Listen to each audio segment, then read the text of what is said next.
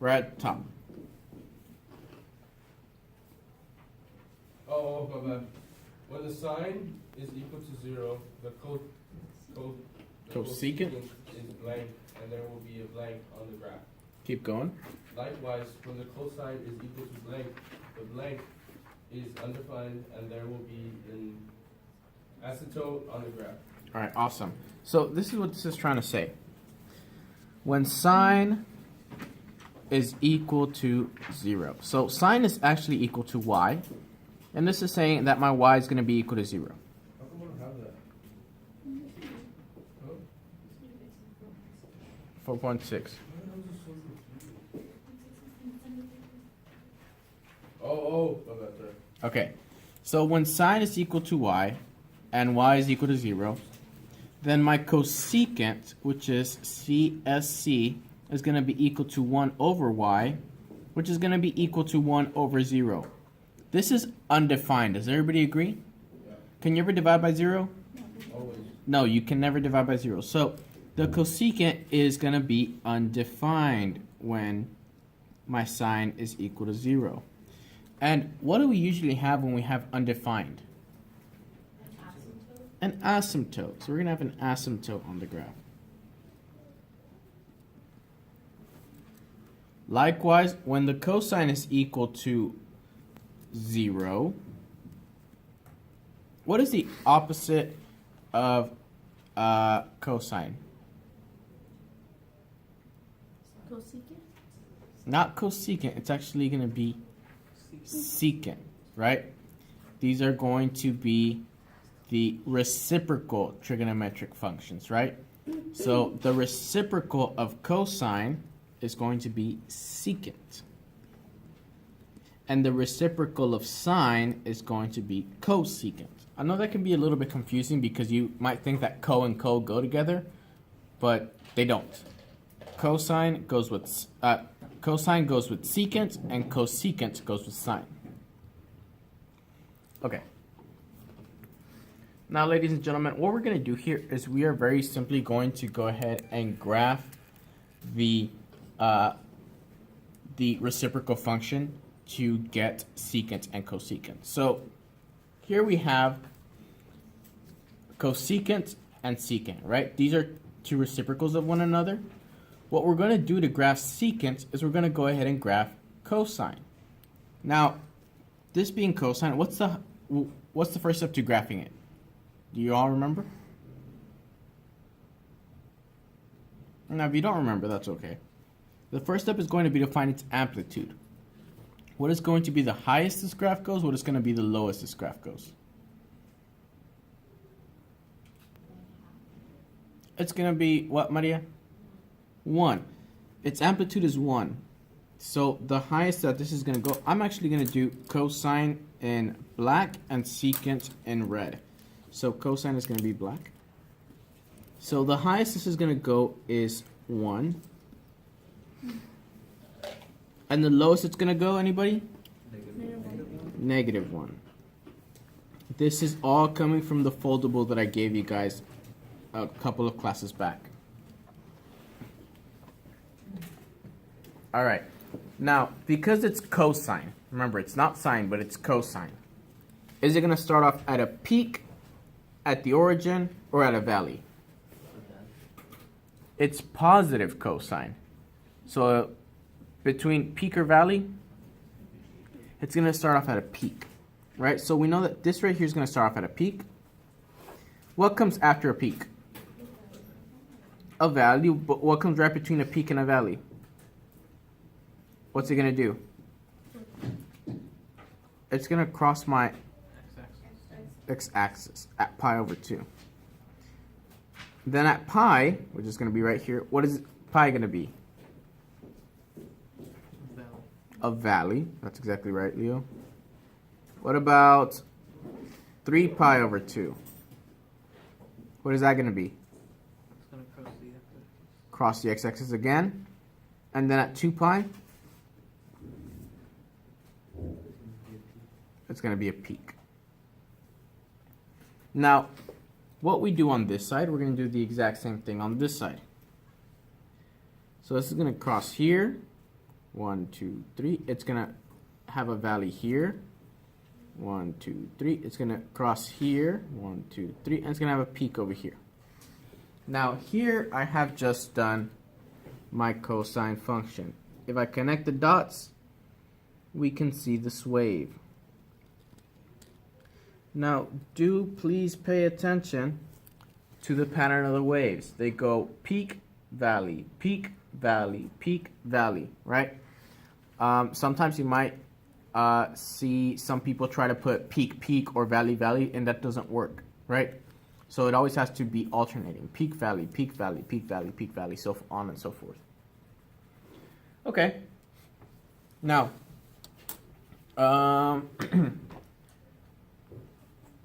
Sebastian, go ahead and read the second to last sentence, or the last When sentence. the cosine is equal to 0, the secant is defined and there will be an asymptote on the graph. Okay. Now, where is my cosine? Because we just drew the cosine graph. Where is it equal to 0?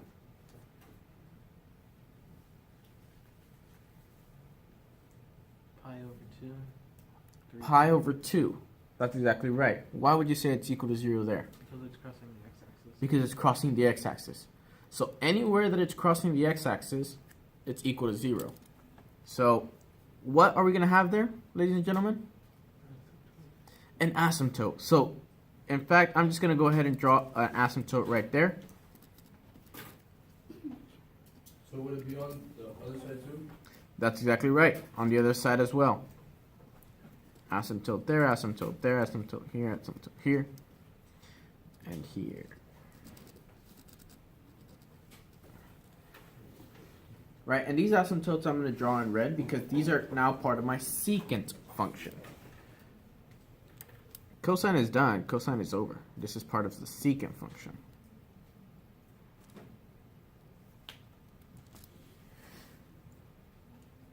All right. Now, what we're going to do now is we're going to take every single peak and every single valley, and we're going to basically flip them outwards. For example, this peak right here, this one we start off at, I'm going to hit that point right there, right? I am touching that point, and I'm going to flip outwards with a parabola like this. So like a reflection? Yeah, you could sort of say that. And then this point right here, this valley, I'm going to touch it, and I'm going to flip outwards. So every parabola, right? Yes, sir. So over here, same thing. Down here, same thing. Up here, same thing. Do y'all see that? Now, everything that's in red is the graph of my secant function. If you would like to, now I kind of like to see where my cosine is and where my secant comes from, but if you guys would like to, you can go ahead and erase your cosine function so that all you're left with is your secant function. Oh, sorry, we don't know how to erase the whole thing.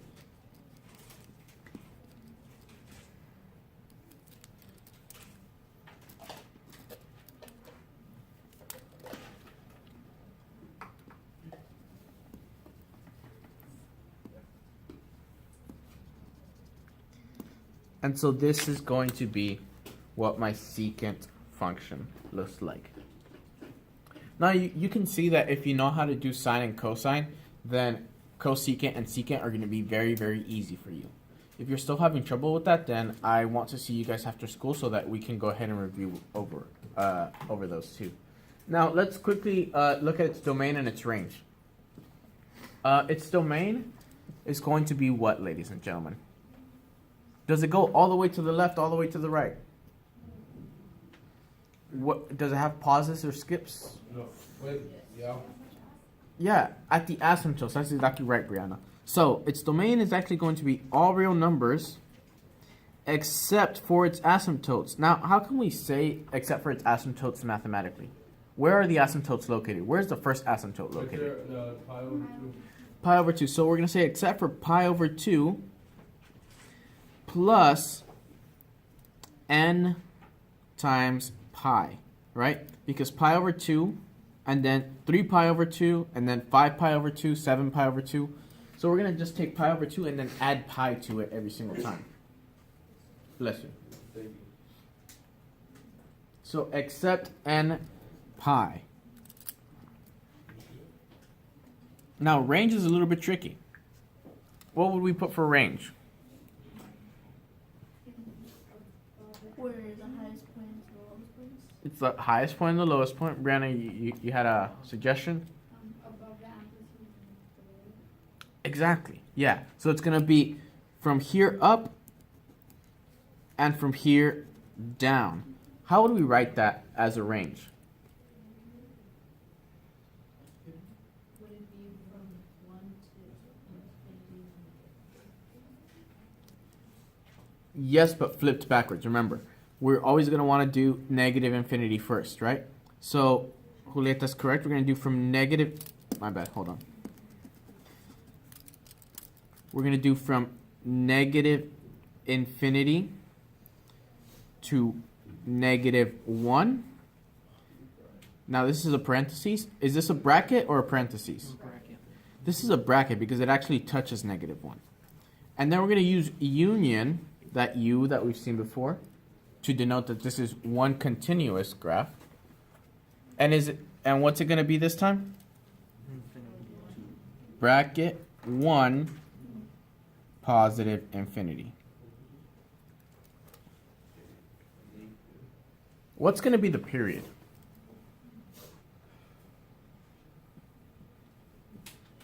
Wait, so what was that U for? That u shows that it's one continuous graph. There's just one break in between. It's not two different functions. It's one function, but there's a break. Hmm? 4? For what? For the period? Well, because the 0 divides. Oh, I get what you're saying. We're going to use that later. Oh. We're going to use that for important values. But the period is actually going to be the same as the period of a cosine, of its cosine function or of its sine function. So what was the period of this cosine function? How long did it take for it to make one full cycle? Basically, from here to here was one full cycle. So how much is in between these 2 points?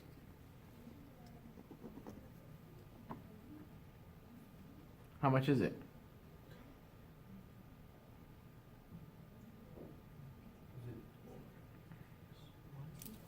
Hold on. Sorry.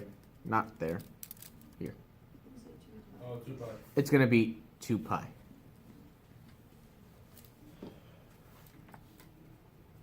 Its period will be 2 pi.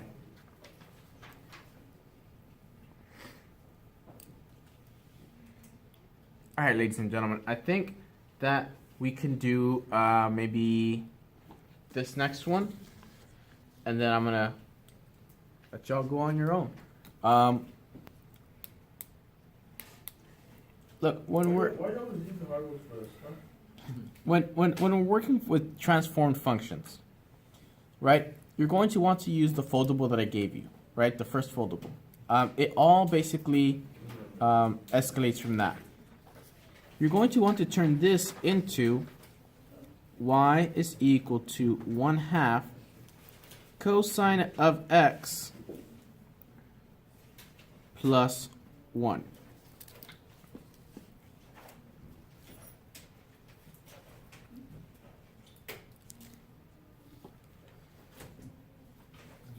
Does your finger ever hurt? Like what finger you got? Your ring on? Mm. The index? Does it ever get frozen? Is it so icy? Now, here, ladies and gentlemen, what's the first thing that you're going to want to do? You're gonna want to flip it. Find the amplitude. What is my amplitude in this case? So it's going to be half. So the highest is going to go as positive 1/2, and the lowest is going to go as negative 1/2. Now, hold on. What does this plus 1 do? It moves everything up by 1. So if this is half, then this is going to shift all the way up here to 1 1/2. And then this negative half is going to shift over to positive half. Do y'all see that? How this 1 basically moved everything up by 1? Yeah. It took this right here and shifted it up. So that's only if we have our. If you have something outside the parentheses being added or subtracted. So this whole equation is going to be moved up. Like number 4? To the back? Yes, exactly. Teacher, please excuse this interruption. Students, this is an update. We want to make sure that we confirm and let you know that there is extended day today after school. Once again, there will be extended day and the buses will be running. So if you have made plans, make sure you let your parents know that it is on. And if not, make sure you make arrangements to be in attendance. Thank you. Okay. Now, the next thing we're going to do is we're going to plot the cosine function. Now, is this going to start off at a peak or at its valley? At its peak. Why, Julieta? Because it's positive. Now, you don't have to do this, but I'm going to do this. I'm going to go ahead and draw this new imaginary x-axis so that I know where I'm going to cross. Right? Because otherwise I might not know exactly what point I'm trying to cross. So, right here, it's going to start off, like Julieta said, at its peak. What's going to happen at pi over 2? Cross your imaginary x-axis. It's going to cross this new imaginary x-axis, right? What's going to happen at pi?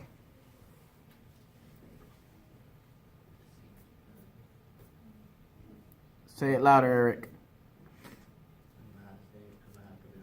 What do we call it? The valley. It's going to be the lowest point of the valley. What's going to happen at 3 pi over 2? Cross the x-axis again. And at 2 pi? Peak. Right.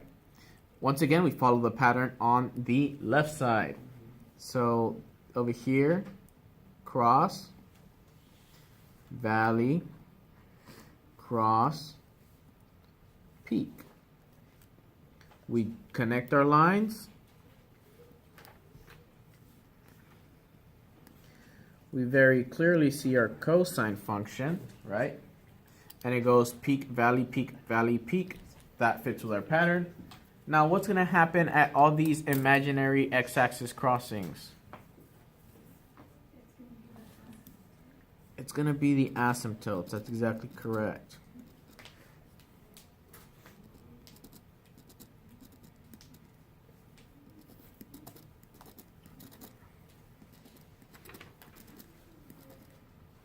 Oops.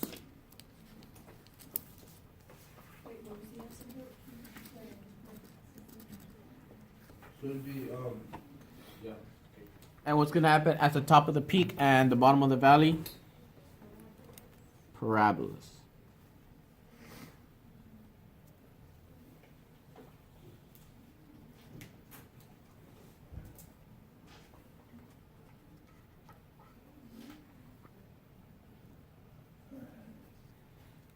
And you know what? I'm going to draw these a little bit darker.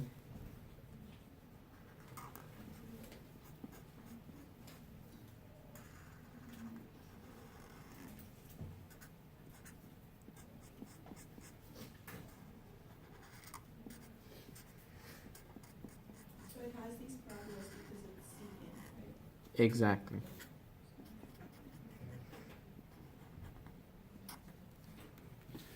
Can everybody see that? And once again, if you would like to, you can go ahead and erase your cosine functions.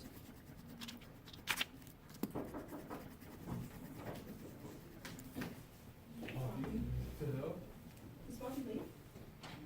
He left in second grade. He left in second period. Ladies and gentlemen, go ahead and try this next one on your own. Okay. Look, let's take a look at this really quick. So a few things. Number one, I want to go over this really quickly. It's asking about reflection, right? So did this reflect in any way? Was there a negative sign or anything like that? No, so there was none for reflection. For the period, what was the period?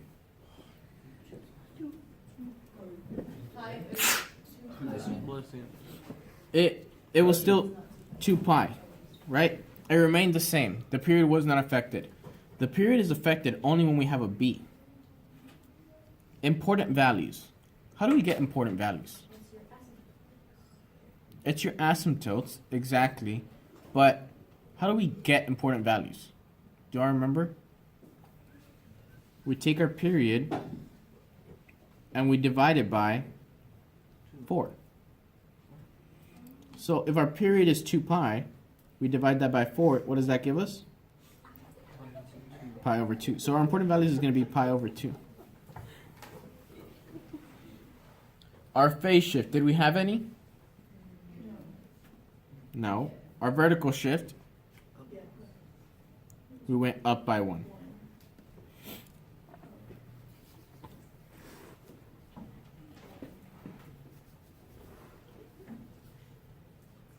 Okay. So let's look at this now. Some of you are confused with this one.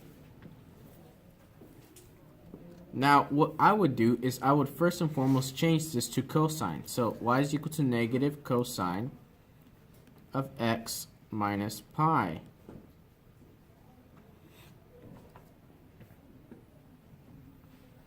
What's the highest my graph is going to go? What's the lowest? 1 negative. So 1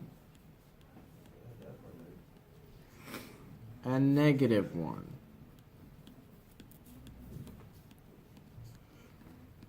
Since it's negative, are we going to start off at a peak or a valley or at the origin? The valley. Wait. No. Valley. Yeah. The valley. At the valley. Now, that's my starting point. But hold on. Because what does this minus pi do? It's going to be a phase shift. What is my formula for phase shift? Does anybody know it? Negative C over B. So, I'm going to plug in negative pi over B. What is my B? 1. So, I'm going to put in 1. So, this is just pi over 1, which is just equal to pi. So, I'm going to take this right here, this starting point, ladies and gentlemen, and I'm going to move it over pi to the right or to the left? To the right because it's positive. So where would pi be? Pi would be right here. So I'm going to take this point and I'm going to move it over to pi. And then I'm just going to start my equation like any other time. So over here is going to be where it crosses. Here it's going to be where it peaks. Crosses, valley, crosses, peaks, and so on and so forth. Okay, can you go over that one more time, the C over B thing? Sure. This right here, my C is equal to negative pi. So I just plugged it into this equation right here, which I got from the foldable. And when I plug it in, negative pi divided by 1, because I don't have a b, so it's just 1. I just get pi over 1, so I get positive pi. That means I move from 0, I move all the way to positive pi. This is my starting point when it was at 0. Since I moved pi to the right, So I went from 0 to pi. Sorry? Do you need that anymore? The 0? This Yeah. gets erased. That's exactly right. So whatever I get from C over B is erased from. Exactly.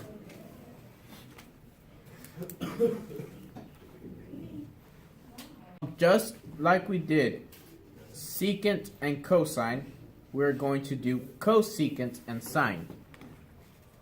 So once again, I'm going to do sine in black and cosecant in red. If I am going to do sine, right? I'm going to graph sine. What's the first thing I look for?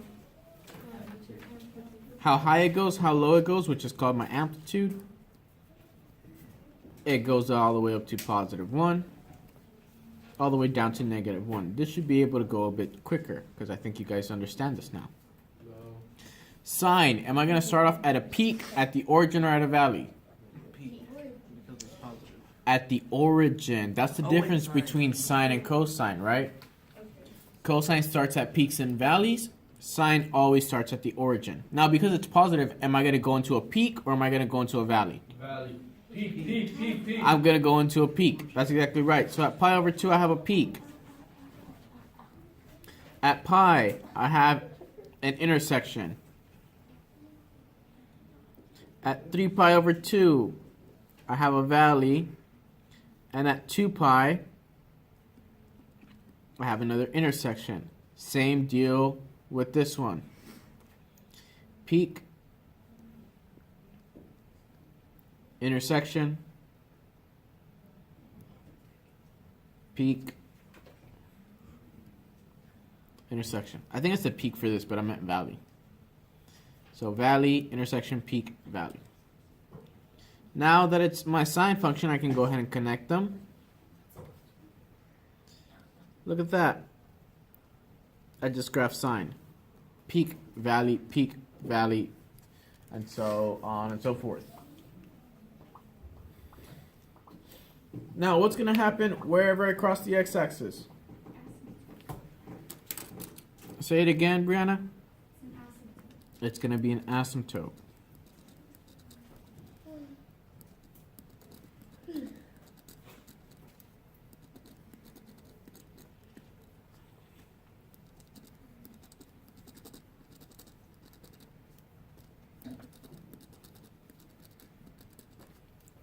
And what do I do with my peaks and my valleys? Parabolas.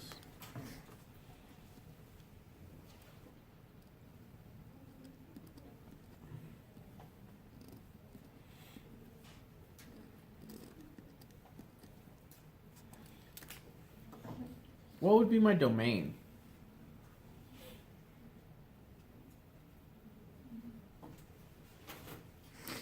It's still all real numbers, right?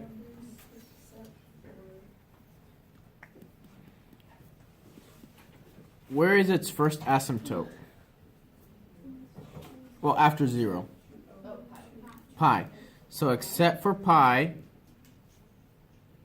plus n pi, or like you could just say except for n times pi.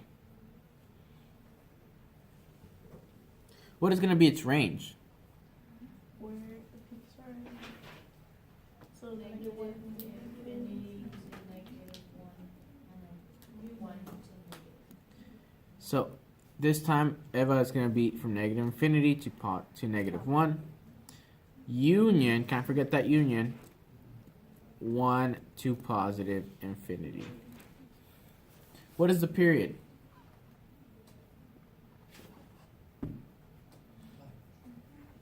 Two pi.